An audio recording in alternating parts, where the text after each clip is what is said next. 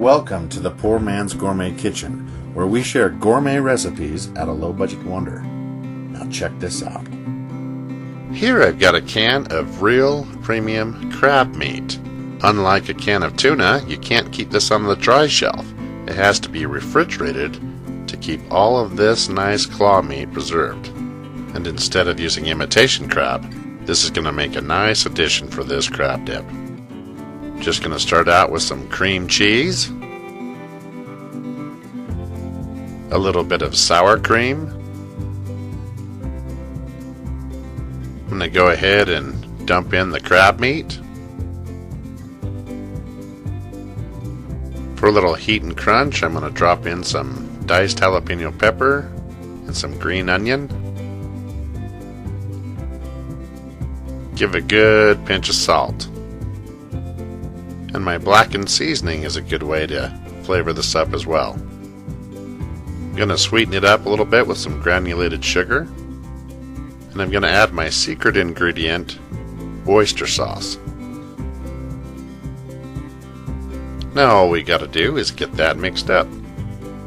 Now if you don't want to use the jalapeno, you can substitute something like celery, still get the crunch.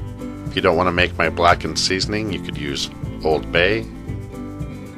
This dip served cold like this goes great with chips or crackers or even cold vegetables like celery sticks, lunchbox peppers cut in half.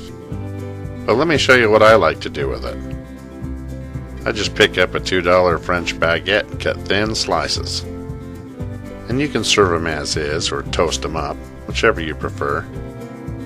Toasted is good for dipping. Untoasted is best spread with a butter knife. With the cold crab dip, I generally serve untoasted bread. Now for baked crab dip, you want to just flatten the dip down inside the dish. Then you're going to come back and hit it with some fresh grated Parmesan cheese. And if you're a big fan of Parmesan, you might want to consider mixing this into the whole ingredients as well, because it's really tasty even in the cold recipe. I'm going to just add this to a baking sheet full of baguette pieces. We're going to take both of them to the oven. And I'm just going to bake these at 350 degrees Fahrenheit for about 8 minutes. Or until it looks like this. And there you have it.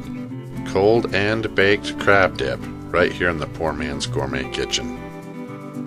Thank you for watching, and be sure to stop by PoorMansGourmetKitchen.com for more recipes and exact ingredients.